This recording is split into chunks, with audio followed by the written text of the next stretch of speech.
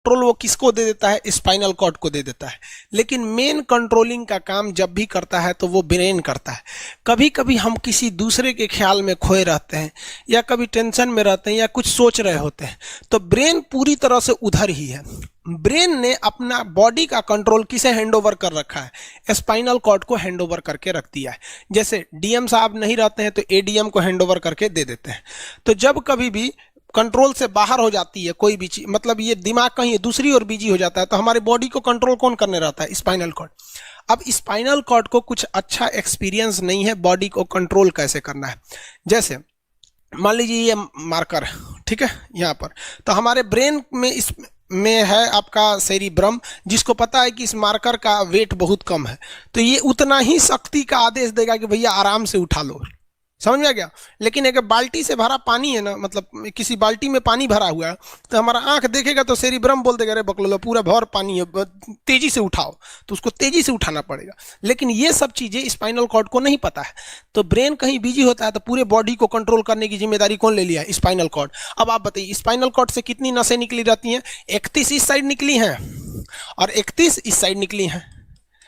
31 जोड़ी नसें निकली रहती हैं, दोनों साइड से नसें पतली पतली निकली हैं। जैसे ब्रेन बिजी हुआ, स्पाइनल कॉर्ड को कहा, स्पाइनल कॉर्ड 31 जोड़ी नसों को कहा सब लोग रेडी हो जाओ, कुछ नहीं होना चाहिए, कुछ नहीं होना चाहिए, एकदम अलर्ट मोड पर, हमला हो सकता है पूरा।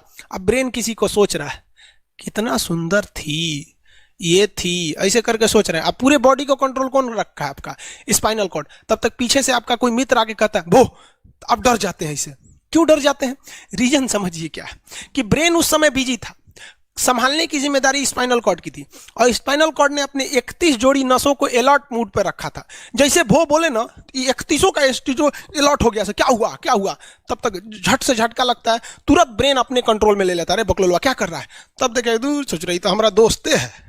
तो जब कभी भी आपके सामने से कोई आके कहेगा भो, तो आप नहीं डरेंगे, क्योंकि आपका ब्रेन एकदम एडजस्ट कर रहा है, बकलोला भो बोलेगा। लेकिन जब कभी आपका ब्रेन दूसरे ओर होता है और आपकी बॉडी का कंट्रोल का टेक ओवर स्पाइनल कॉर्ड ले रखा है, तो चौंक जाते हैं आप लोग। जानवरों के पास भी दिमाग होता है, लेकिन वो ससुरा अपडेटेड नहीं रहता है, सब बहुत कैपेसिटी कम रहती है। इसलिए जानवरों में भी देखिएगा ना, अगर आपकी गाय अगर भाग गई है, एक बार हमारे घर की एक गाय थी, उसको डॉक्टर के पास ले गए थे लोग, 8 किलोमीटर दूर डॉक्टर था वहां पे, वहां पे लेके गए थे लोग, उसको कुछ प्रॉब्लम हो गया था, डॉक्टर सुई दिया ना, गाय तुड़ा के भाग गई। और ससुरी पहली बार गई थी वो हॉस्पिटल में, जानवरों के हॉस्पिटल में, इसके बाद वो कभी गई नहीं थी, लेकिन वो रास्ता याद रखी थी, वापस आ गई थी।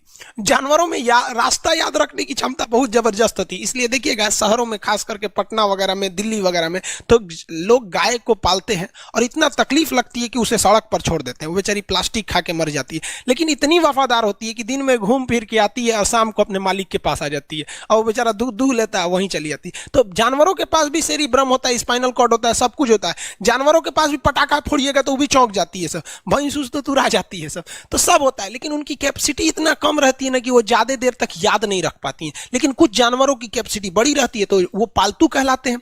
और अच्छा, जैसे कुत्ता का कैपेसिटी अच्छा खासा होता है, चिंपैंजी का मानव से मिलता जुलता रहता है, बंदर का आप कभी जाइएगा ना, हम आपको बताते हैं, बिहार में राजगीर, जहां महात्मा बुद्ध के लिए प्रसिद्ध है, शांति स्तूप है, वहां बंदरों को देखिएगा ना, आपके हाथ से ना वो खींच लेते हैं सब, पेप्सी और कोल्ड ड्रिंक खोल के आदमी की तरह पी जाते हैं सब। उनकी याददाश्त अच्छी है, वो दूसरे को देख के कर लेते हैं। तो जानवर भी होते हैं सब। मान लीजिए कोई पीट रहा है, हर हाथ काट रहा है, तो ये बाहर से ना काट रहा है, हाथ काट रहा है, तो दर्द करेगा, कौन बताएगा, बाहरी चोट को थैलेमस बताता है, थैलेमस कौन बताता है, थैलेमस।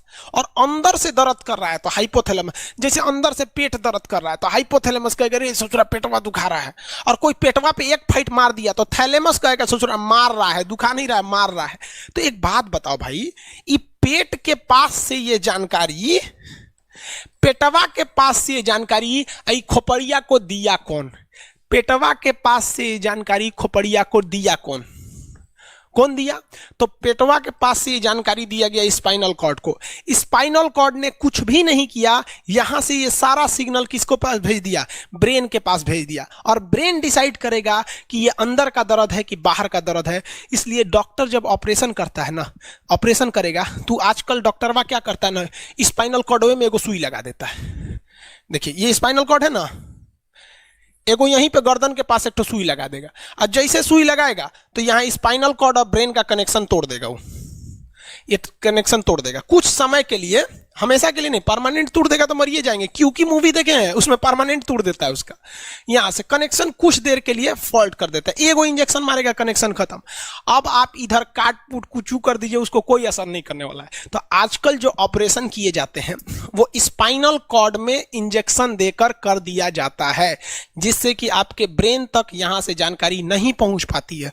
इसलिए आप देख रहे हैं कि ब्रेन सही है लेकिन ब्रेन के लिए जरूरी स्पाइनल कॉर्ड है। तो आज जो भी ऑपरेशन किए जाते हैं, आज जो डिलीवरी का ऑपरेशन होता है ना बच्चे के लिए, तो कोई महिला गर्भवती है तो होश में रहती है, बतियाते होती रहती है, यहां से काट दिया, उसके चीर के सामने बच्चा निकाल के दिखा देगा, लेगो जो जो रोएगा वहां पर सही हो गई, वहां पर फिर 6-7 घंटे बाद ये सही हो जाता है। आज से 12-13 साल पहले तो हॉस्टल के सारे लड़के छुट्टी में चले गए थे, यही दुर्गा पूजा का समय था, सारे लड़के चले गए और हम दुर्गा पूजा में गए नहीं।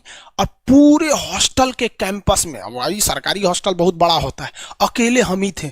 अब उसे थोड़ा डर लगने लगा और रात में ना अचानक दरवाजा कोई ऐसे चूं चूं आवाज आने लगा। सोचो हम बहुत डर गए थे। अरे यार ग्रेजुएशन फर्स्ट ईयर का स्टूडेंट कितना दिमागे रहता है उसके पास, डरल रहता है, डर गए एकदम।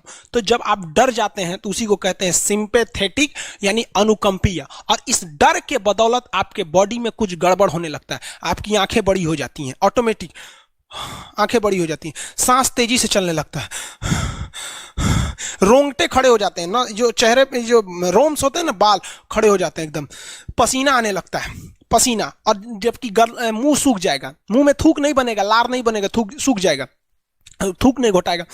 ससुरा कौनची हो गया रे, ये चोंचो कौनची बोल रहा है 2 बजे रतिया को, कौन आ रहा है, उसी में घुंघरू घुंघरू की आवाज सुनाई दे देगी, छम छम, कोई बोलेगा तुम मेरे पिछले जन्म के प्रेम हो, मैं तुम्हें लेने आई हूँ। अच्छा एक चीज देखें, भूत हमेशा महिलाएं बनती हैं, पुरुष भूत बनता है जी? वो तो इसी जन्म में भूत है, उसको क्या अगले जन्म में भूत थोड़े बनाएंगे, समझिए। अच्छी डर लगने लगेगा, तो ऐसी घटनाओं को सिंपैथेटिक कहते हैं। हमको मेन कारण क्या था, सोच डर लगा, लेकिन इस डर लगने से आंखिया काहे चौड़ा हो गया, मुंह सूख गया, पसीना आने लगा, रोंगटे खड़े हो गए, शरीर कांपने लगता है। कौन कर रहा है पता ही नहीं चलता है, ब्रेन कर रहा है कि स्पाइनल कॉर्ड कर रहा है, कि ब्रेन से निकलने वाली 12 नसें कर रही हैं, कि स्पाइनल कॉर्ड से निकलने वाली 31 नसें कर रही हैं, किसी को नहीं पता, सब अपने में गड़बड़ हो जाती है। इतना भयानक डर जाएंगे ना, ब्रेन, सेरिब्रम, मेडुला ऑब्लंगाटा, ये जितनी स्पाइनल कॉर्ड है सब पगला जाएंगे। सर क्या हो गया, अरे भाई कौन भूत उतारा है क्या? तो ऐसी घटनाओं को ऑटोमेटिक हो जा रहा है, ऑटोनोमस नर्वस सिस्टम, क्या हो रहा है अनुकंपीय समझ में नहीं आता है, हाथ पर कांपने लगता है एकदम। और दरवाजा कोई खटखटाएगा, खोलो तुम्हें मैं लेने आई हूँ, यमराज की भतीजी हूँ मैं। अरे ससुरा, खोलिएगा उसको तो कहेंगे दूर ससुरी तो हमरी वाली है रे, तब आपका मन एकदम हरिहरा जाएगा, आहा हमरी वाली आई है मिलने के लिए। तब जब आप रिलैक्स हो जाते हैं तो उसे कहते हैं पारासिम्पैथेटिक यानी परा अनुकंपीय। अब जो जो घटनाएं हुई थी सब नॉर्मल हो जाएगा, आँखिया जो चकरा गया था नॉर्मल हो जाएगा, जो मुंह सूख गया था अब मुस्कुराने लगेंगे, अब बैठो बैठो बैठो, हॉस्टल में कोई नहीं है, बैठो